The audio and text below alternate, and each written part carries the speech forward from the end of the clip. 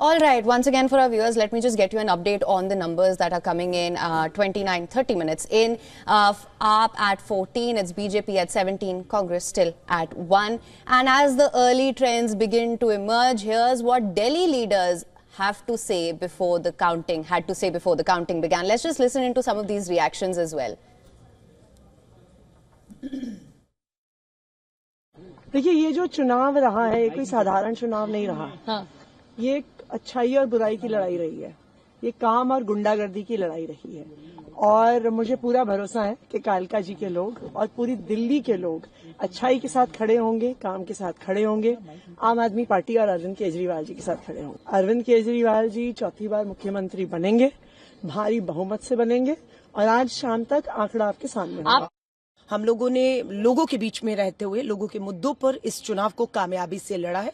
आज दिल्ली अपना फैसला सुनाने जा रही है और जो भी फैसला कालका जी का होगा मेरे लिए या दिल्ली के लिए, कांग्रेस के लिए, उसको हम सरमाथे पर लेंगे। लेकिन एक बात साफ कह रही हूं, जब तक दिल्ली की जिन समस्याओं पर हमने चुनाव लड़ा है उन समस्याओं का हल नहीं होता, कांग्रेस दिल्ली और दिल्ली के लोगों का साथ नहीं छोड़ेगी। ये लड़ाई तब तक जारी रहेगी जब तक हल नहीं होते।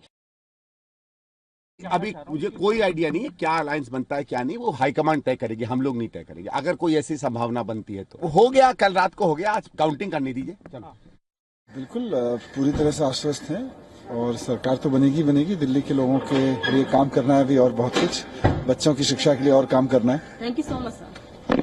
जो भी सरकार आएगी, मुझे ये पता है कि कांग्रेस पार्टी और कांग्रेस के जितने भी नेता हैं वो जरूर उनके साथ एकजुट होकर दिल्ली की प्रगति के लिए काम करेंगे।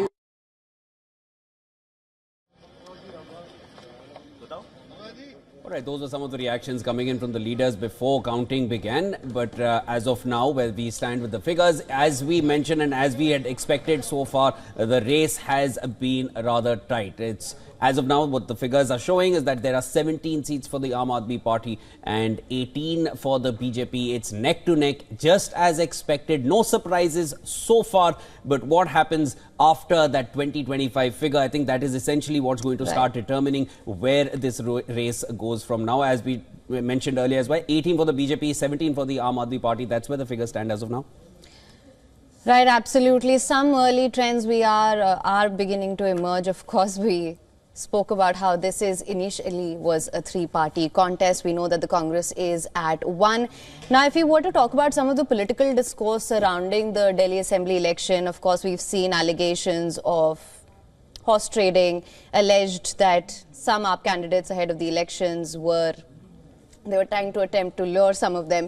Claim that 16 AAP candidates received offers of ministerial positions as well. We've seen allegations, counter-allegations. How that has affected voter sentiment, of course, that is something that remains to be seen, and that will emerge in a few hours from now as well. Yeah, Ms. Fadnis, as far as the bites that we just had of the leaders, how do you feel these, how are they placed in terms of the trends that we're seeing so far, the results that we're seeing so far, and what's to come?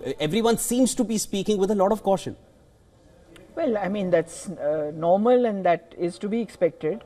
Nobody really knows what the result is going to be, and if it's going, in Haryana, the Congress started distributing sweets, and of course we knew what the results seemed like. So there have been cases where people start celebrating before, and I think perhaps that has remained in everyone's memory. As of now, everyone seems rather cautious. Yeah.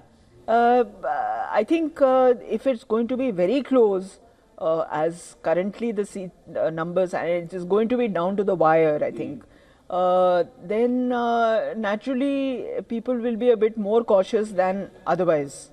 I think Aam Aadmi Party is a little bit shaky from after the exit polls, although they are not giving voice to that anxiety. But there is no doubt that there is a core voter of the Aam Aadmi Party which is intact. They are not happy about all the recent developments that have taken place in Aam Aadmi Party, but they continue to be believers that Aam Aadmi Party's position that Congress and BJP are equally bad and they should be kept at arm's length there are takers for that in Delhi. There's no doubt about Right, that. and of course, we also heard the reactions, ma'am, of course, Atishi Alka Lamba. What is your assessment of that? The jitters seem to have set in. I mean, if I were Alka Lamba or Atishi, I would be extremely worried because Atishi is facing a very tough battle. Although she has been a pretty effective chief minister and she's a really brilliant person, there's no doubt about that.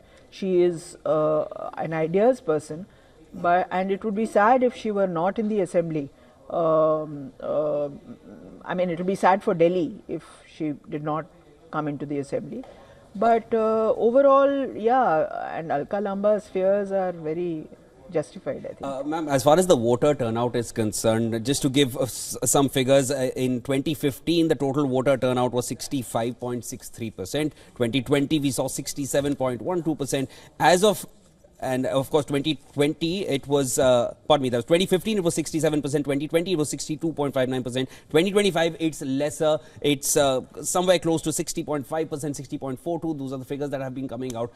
Do you feel there has been a certain faction which has been disgruntled with the performance, or is there anything else that the lower voter turnout says about the current government? See, all the results, all the research that we have seen on voter turnout suggests that there is no correlation between voter turnout and the result. Voter turnout is separate and results are totally separate from that. There is no indication that a higher voter turnout goes in favor of X or Y party, or that a lower turnout is a disadvantage for X or Y party. A lot of research has been done on it and you cannot reach any conclusions. Having said that, why are people not coming out to vote? Well, I mean, it's cold,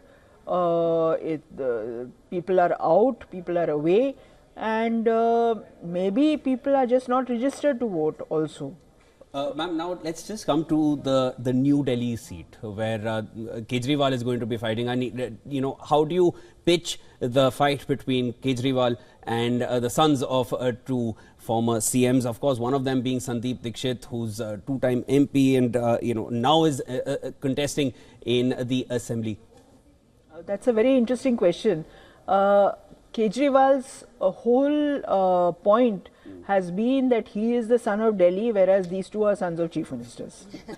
You draw a sharp contrast there, yes. So that is number one. Number two, in Delhi, despite it being very cosmopolitan, sophisticated, etc., some primordial loyalties like caste do continue to dominate. We do know anecdotally that the Jat community, which is the same as which is Pravesh Verma's community, owes a lot of loyalty to Sahab Singh Verma, his father, who was also Chief Minister of Delhi and a very strong BJP leader in Delhi. They owe strong loyalty to him and they will come out in very large numbers to vote for Pravesh Verma. Sandeep Dikshit is the son of a former chief minister, one of Delhi's best known faces and one of its most well known chief ministers, but nevertheless represents a party that is in decline in Delhi rather than a party which is in ascendance.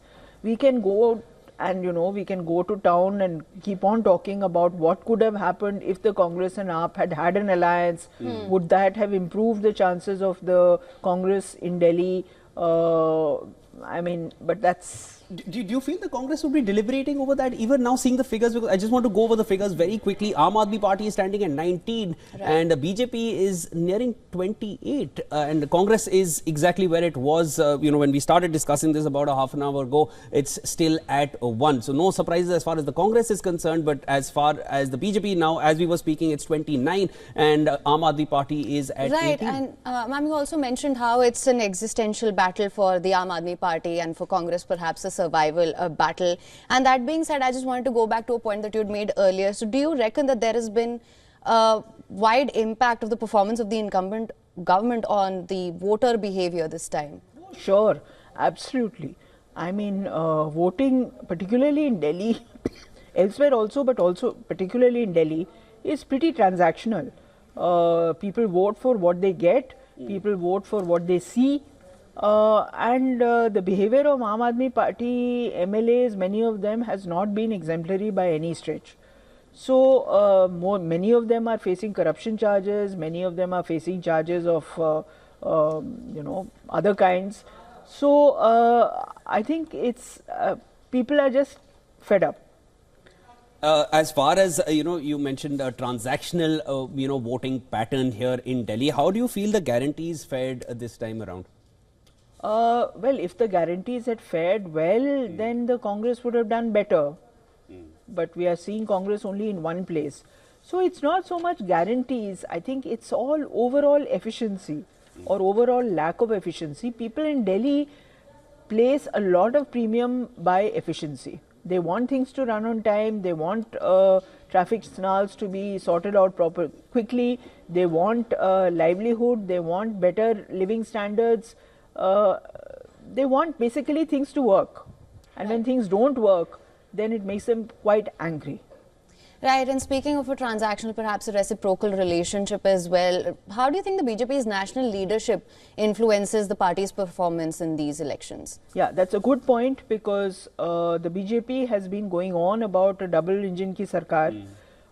People are also influenced by that. They feel that that what is owed to them will come faster and in a better way if the same government is at the center and the state.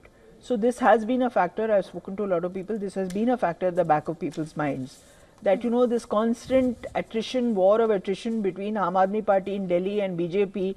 Aam Aadmi Party keeps on alleging that BJP is not letting it do what it wants to do. BJP says when you have such corrupt people, why should we let them do what they want to do, and so on. Ma'am, as far as the Congress in the past, it had 15 glorious years. After that, there has been a 10-year spell to Kejriwal. Delhi seems to give at least 10 years to these governments that we've seen in the past, at least in the last 25 years. Do you feel that same kind of leeway or that same kind of rope is going to be given to the BJP or whoever comes next? Or do you feel even if it's an Aam Aadmi Party win yet again this time, do you feel they will still get that kind of leeway from Delhi as the earlier governments have got? Delhi people are not kind when it comes to their government. But at the same time, I think Aam Aadmi Party was a bit of a aberration, because it came to power on a surge of such strong ideological issues, such strong feelings. And feelings in politics don't last forever. You cannot keep the fire of high passion burning forever and ever. So at some point you have to slow down and assess what people stand for and what they are ready to deliver.